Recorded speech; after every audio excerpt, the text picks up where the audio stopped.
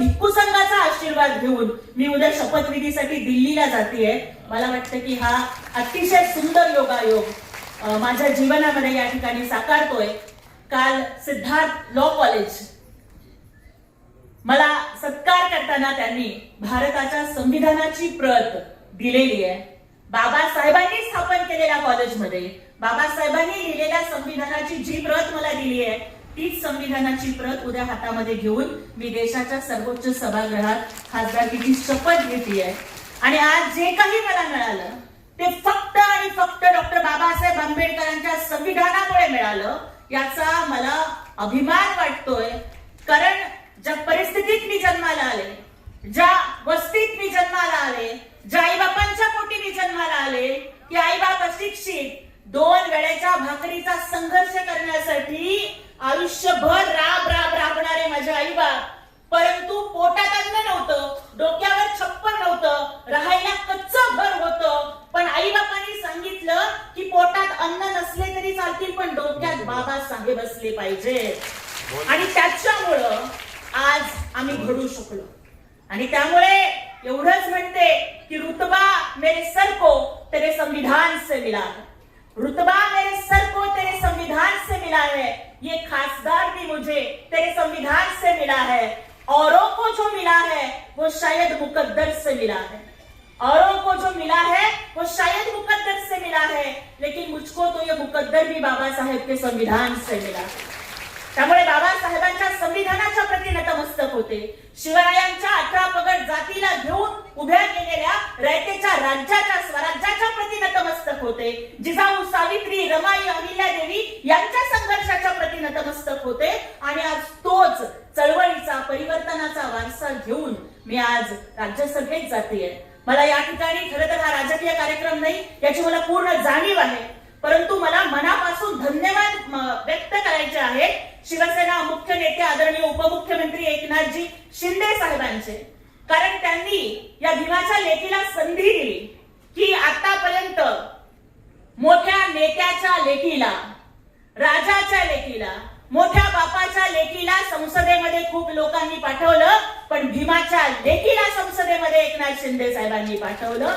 त्यामुळे त्यांच्या प्रति कृतज्ञता व्यक्त करते की साहेब तुम्ही माझी जात बघितली नाही, साहेब तुम्ही माझी परिस्थिती बघितली नाही, साहेब तुम्ही माझं आडनाव बघितलं नाही, माझा बाप काय करतो, माझी आई अशिक्षित आहे हे बघितलं नाही, परंतु तुम्ही माझं शिक्षण बघितलं, तुम्ही माझा अभ्यास बघितला, तुम्ही माझा संघर्ष बघितला आणि जाती धर्माला दूर ठेवून तुम्ही भीमाच्या लेकीला संधी दिली. याबद्दल कृतज्ञता व्यक्त करते.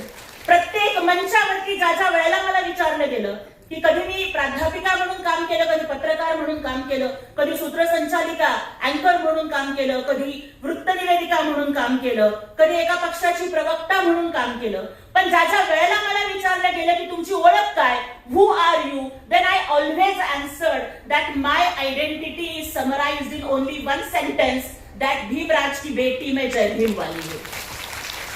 काही लोकांना वाटेल that many people can ask me that if you are born in a scheduled caste community, so you are saying that you are Bhimraj की बेटी, की तुम्ही एका विशिष्ट समाजात जन्माला आलात म्हणून तुम्ही म्हणताय का की तुम्ही भीमराज की बेटी आहात? Definitely not. I think that every woman in this India, she is Bhimraj ki beti because Dr. Babasaheb Ambedkar's constitution gives us the right to live, to educate as a human being. प्रत्येक जातीत जन्माला आलेली, प्रत्येक धर्मात जन्माला आलेली, प्रत्येक वर्णात जन्माला आलेली महिला ही भीमराज की बेटी आहे. कारण तिला माणूस म्हणून जगण्याचा अधिकार बाबासाहेबांच्या संविधानाने दिलाय आणि हिंदू कोड बिलामध्ये महिलांना अधिकार मिळावे म्हणून बाबासाहेबांनी राजीनामा दिला. त्यामुळे आम्ही सगळ्या महिला बाबासाहेबांच्या प्रती नतमस्तक आहोत.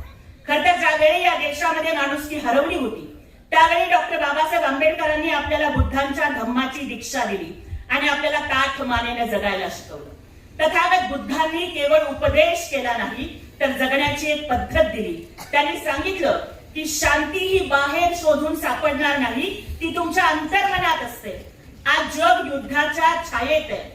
इराण, अमेरिका, इराक, दुबई सगळे जग, अनेक देश युद्धाच्या ज्वाळामध्ये होरपळत आहेत.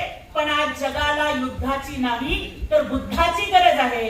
राहुल दादा, मला विश्वास वाटतो की आपण जर त्या अमेरिकेच्या डोनाल्ड ट्रम्पला आणि इराणवरती राज्य करणाऱ्या खमेनींच्या मुलाला जर आपण बुद्ध अँड हिज धम्मची प्रत पाठवली आणि त्यांनी ती वाचली तर ते दोघेही युद्धापासून परावृत्त होतील. इतकी ताकद बुद्धांच्या तत्वज्ञानात आणि बुद्धांच्या करुणेत आणि शांतीत आहे. तथागत भगवान गौतम बुद्धांनी सांगितलं की मनुष्य हा जन्मानं नव्हे तर वर्णानं नव्हे तर तो त्याच्या शीलानं, प्रज्ञेनं आणि ज्ञानानं श्रेष्ठ होतो. आणि त्याचबरोबर गौतम बुद्धाने असंही सांगितलं की that three things cannot hide for long, the moon, the sun and the truth. या जगामध्ये तीन गोष्टी कधीही लपून राहू शकत नाहीत, सूर्य, चंद्र आणि सत्य, असं तथागतांनी सांगितलं. त्याचबरोबर तथागत असंही म्हणतात that however many holy words you read, however many you speak, what good will they do you if you do not act on upon them. तुम्ही कितीही मोठ्या मोठ्या गोष्टी करत असाल पण तुम्ही जर त्या आचरणात आणत नसाल तर त्या गोष्टींचा उपयोग शून्य आहे, असं तथागत सांगतात. आणि संत तुकाराम महाराज सांगतात की बोले तैसा चाले त्याची वंदावी पाऊले. या ठिकाणी मला एक दोन गोष्टींचा उल्लेख या ठिकाणी करायचा आहे. ती म्हणजे महिलांच्या दृष्टीने अत्यंत महत्वाचा असा तथागतांच्या जीवनातला प्रसंग. संयुक्त निकायामध्ये या प्रसंगाचा उल्लेख आहे. जेव्हा तथागत श्रावस्तीमध्ये विहार करत होते त्यावेळेला राजा प्रसेनजी हा तथागतांना भेटायला आला होता. त्याच वेळेला राजाचा एक सेवक एक बातमी घेऊन आला. राजाच्या कानात त्यांनी बातमी सांगितली की राणी मल्लिका देवी प्रसूत झालेले आहेत आणि त्यांनी मुलीला जन्म दिला आहे. राजा प्रसेनजीत उदास झाला. तथागतांनी विचारलं की तू उदास का झालास. त्यावेळेला राजा प्रसेनजीत सांगतो की माझ्या पत्नीनं मुलीला जन्म दिलाय त्यामुळे मी उदास झालो. तेव्हा तथागत म्हणतात की मुलगी जन्माला आली म्हणून उदास होऊ नकोस. मुलगी सुद्धा मेधाविनी असते. प्रज्ञाशील करुणेचा वास स्त्रीमध्ये असतो. स्त्रीत्व किंवा पुरुषत्व महत्वाचं नाहीये तर धम्म महत्वाचं आहे. हा उपदेश तथागत भगवान गौतम बुद्धांनी राजा प्रसेनजिताला केला होता आणि सांगितलं होतं की स्त्री आणि पुरुष हे एक समान आहे.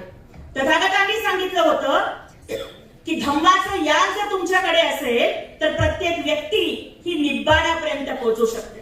तथागत सांगतात की बुद्ध धम्म हा डोळे झाकून मानण्याचा धम्म नाहीये तर डोळे उघडून जगण्याचा मार्ग आहे. जिथे तर्क आहे तिथेच बुद्ध आहे.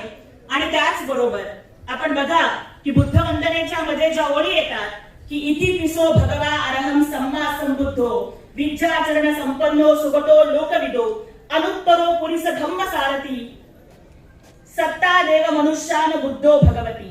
म्हणजे ते भगवान बुद्ध खरोखरच अर्हत, सम्यक संबुद्ध, विद्या व आचरणाने युक्त, सुगत, लोकवेत्ता आणि जगाला सन्मार्गावर आणणारे सर्वश्रेष्ठ सारथी आहेत असा त्याचा अर्थ होतो. आणि खरोखरच मला आपल्याला सगळ्यांना हीच विनंती करायची आहे की आपण सगळ्यांनी बुद्धांच्या मार्गावर चाललं पाहिजे. की नफरत को नफरत से मिटाया नहीं जाता, नफरत को नफरत से मिटाया नहीं जाता, बुझे हुए चिराग को बुझाया नहीं जाता, दुनिया को जीतना है तो बुद्ध की शरण में आ क्योंकि तलवार से किसी को अपना बनाया नहीं जाता. त्यामुळे जर जगाला जिंकायचं असेल तर बुद्धांच्या मार्गाशिवाय आपल्याला पर्याय नाहीये.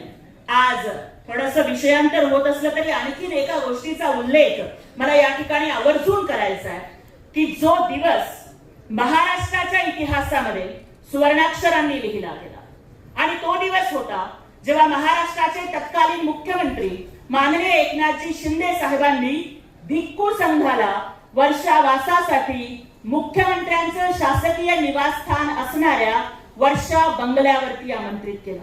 महाराष्ट्राच्या इतिहासामध्ये अनेक मुख्यमंत्री होऊन गेले. अनेकांनी फुले शाहू आंबेडकरांचं आणि तथागतांचं नाव घेतलं पण कुणीही भिक्खू संघाचा आदर सत्कार करण्यासाठी वर्षा बंगल्यावर त्यांना बोलावलं नव्हतं. पण माननीय उपमुख्यमंत्री एकनाथजी शिंदे साहेब हे महाराष्ट्राच्या, मला वाटतं कदाचित ते भारताच्याही इतिहासातले पहिले आणि एकमेव मुख्यमंत्री आहेत की ज्यांनी वर्षा शासकीय निवासस्थानावरती वर्षावासासाठी बौद्ध भिक्खूंना आमंत्रित केलं. भिक्खूंना स्वतःच्या हातानं भोजनदान, धम्मदान आणि जीवनदान केलं. आणि वर्षा बंगला मुख्यमंत्र्यांचं शासकीय निवासस्थान इथे वर्षावास झाला. आणि त्रिशरण पंचशिलाचे सूर गुंजले. तो दिवस महाराष्ट्राच्या इतिहासात सुवर्ण